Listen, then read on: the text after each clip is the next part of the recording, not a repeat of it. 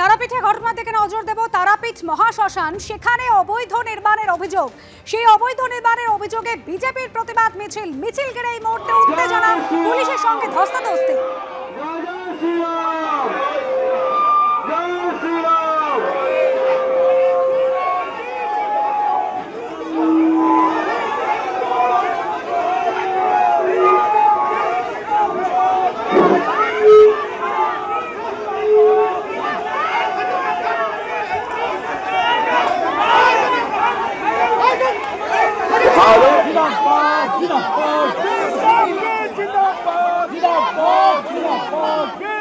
ভাস্কর মুখোপাধ্যায় আমাদের প্রতিনিধি রয়েছেন আমাদের সঙ্গে টেলিফোন লাইনে। ভাস্কর, বিজেপির ঠিক কি অভিযোগ এবং কি পরিস্থিতি এখন? দেখো, এই মুহূর্তে এখনো পর্যন্ত বিক্ষোভ চলছে এবং যেটুকু জানা যাচ্ছে যে এই তারাপীঠে যে মহাশ্মশান রয়েছে সেই মহাশ্মশানে সেখানে একটা জায়গা খোঁড়ার কাজ চলছিল এবং সেখানে টিআরডিএ অর্থাৎ তারাপীঠ উন্নয়ন পর্ষদ তাদের বক্তব্য হচ্ছে যে এখানে যে তারাপীঠে যে নোংরা জল সেটাকে পরিষ্কৃত করতে হবে, তার জন্য এখানে ট্যাঙ্ক তৈরি করা হচ্ছিল। কিন্তু বিজেপির বক্তব্য হচ্ছে মহাশ্মশানে কেন, এখানে যে এসব মৃতদেহ সমাধিস্থ করা আছে সেইখানে কেন খোঁড়ার কাজ করা হবে এবং এটা এই মহাশ্মশান দীর্ঘদিন ধরে এই জায়গায় আছে, তাদেরকে অন্য জায়গায় তারা করতে পারতো। এই নোংরা জল যেখানে স্টোর করা হবে সেই ট্যাঙ্ক কেন এখানে তৈরি করা হচ্ছে, এই নিয়ে কিন্তু গত এক সপ্তাহ ধরে বিজেপি বিক্ষোভ দেখাচ্ছে। আজকে মিছিল করে বিজেপি আসে এবং সেখানে সেই মহাশ্মশানে যেখানে খোঁড়ার কাজ চলছিল অর্থাৎ ট্যাঙ্ক তৈরির কাজ চলছিল সেখানে সেই মাটি যখন তারা বন্ধ করে দিতে চায়, অর্থাৎ যেখানে খোঁড়া হয়েছিল সেখানে মাটি ফেলে বন্ধ করে দিতে চাইলে পুলিশ বাধা দেয়, পুলিশের সঙ্গে রীতিমতো ধস্তাধস্তি শুরু হয় এবং বিজেপির বক্তব্য বিজেপি জেলা সভাপতি ধ্রুব সাহা তিনি জানিয়েছেন খুব পরিকল্পিতভাবে এখানে করা হচ্ছে, কারণ এই মহাশ্মশান এলাকা এখানে নোংরা জল স্টোর কেন করা হবে, ঠিক আছে পরিশুদ্ধ করতে হবে, নদীতে সেই জল ফেলতে হবে, সেক্ষেত্রে তারা অন্য জায়গা করতে পারতো, তারাপীঠে আরো প্রচুর জায়গা রয়েছে, কিন্তু এই মহাশ্মশানে কেন? অন্যদিকে টিআরডি এর পক্ষ থেকে যেটা জানানো হয়েছে যে এটা একটা পরিকল্পনা তারাপীঠ জুড়ে করা হয়েছে, কারণ যে দ্বারকা নদী রয়েছে সেই নদীর জল একদম নোংরা হয়ে গেছে, সেই জন্যই এখানে এই দ্বারকা নদীতে যে জায়গা থেকে জল পড়ছে সেই জায়গাগুলোকে চিহ্নিত করে সেখানে এই পরিশুদ্ধ করার জন্য ট্যাঙ্ক তৈরি করা হচ্ছে এবং তারই প্রতিবাদে এই মুহূর্তে বিক্ষোভ চলছে। ধন্যবাদ। ভুতুড়ে ভোটার নিয়ে তৃণমূলের যে কোর কমিটির বৈঠক, সেই বৈঠক ইতিমধ্যেই শেষ হয়েছে। অভিষেক বন্দ্যোপাধ্যায় সহ 36 জন সদস্যের এই কোর কমিটির বৈঠক শেষ হয়েছে ইতিমধ্যেই। আশাবুল হোসেন আমাদের প্রতিনিধি রয়েছেন আমাদের সঙ্গে। আশাবুল, কি হলো বৈঠকে? দেখো, আজকের বৈঠকে তৃণমূলের যে ভুতুড়ে ভোটার সংক্রান্ত যে কমিটি 36 জনের, তার মধ্যে অধিকাংশ উপস্থিত ছিলেন এবং পাশাপাশি তৃণমূলের সাংগঠনিক জেলার সভাপতিরা এবং চেয়ারম্যানরা উপস্থিত ছিলেন। 27 তারিখ থেকে তারা ভুতুড়ে ভোট ধরার যে 28 তারিখ থেকে তারা যে শুরু করেছিল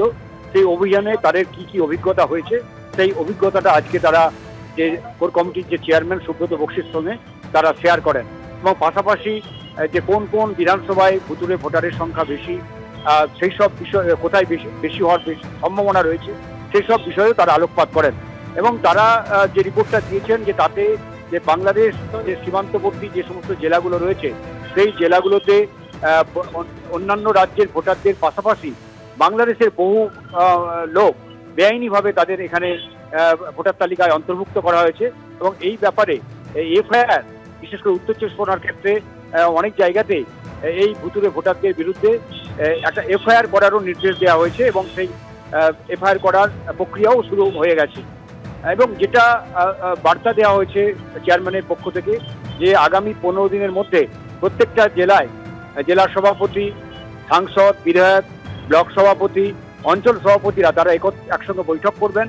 এবং বৈঠকের পর তারা আবার বুথ ভিত্তিক যে সমীক্ষা যে স্ক্রুটিনির কাজ সেটা জোরদার আকারে শুরু করবেন দ্বিতীয় পর্যায়ে এবং যাতে একেবারে নির্ভুল ভোটার তালিকা তৈরি করা যায় এবং যাতে নির্বাচন কমিশনের উপর চাপ তৈরি করা যায় এবং সেই চাপটা তৈরি করতে গেলে একেবারে অথেন্টিক যে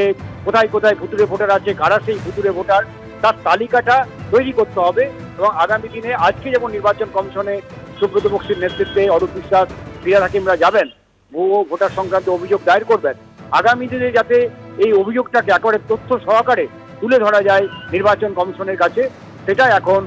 তৃণমূলের মূল উদ্যোগ নিচ্ছে, যাতে যে তথ্য প্রমাণ নিয়ে একেবারে হাজির হওয়া এবং আরো বেশি করে তথ্য প্রমাণ সংগ্রহ করার জন্য এই যে কোর কমিটির সদস্য,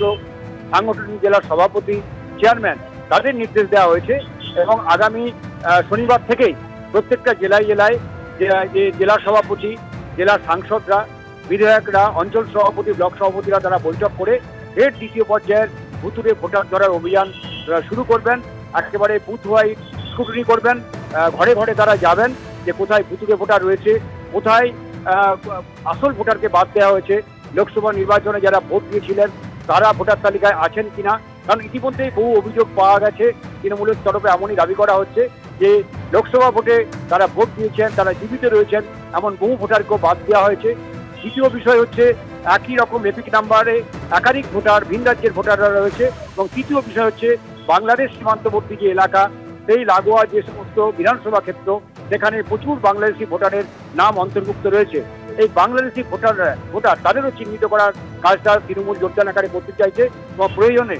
বিভিন্ন জায়গায় যে কারা এই ভোটার তালিকায় এই বাংলাদেশিদের যুক্ত করেছে তাদের খুঁজে বের করে তাদের নামে এফআইআর করা, এই নির্দেশও দলের তরফ থেকে দেওয়া হয়েছে। ইতিমধ্যেই উত্তর চব্বিশ পরগনায় বেশ কয়েকটি এফআইআর দায়ের করা হয়েছে। অর্থাৎ যারা দালাল, যাদের মাধ্যমে এই বাংলাদেশি ভোটারদের অন্তর্ভুক্ত করা হয়েছে, তাদের খুঁজে বের করে তাদের চিহ্নিত করে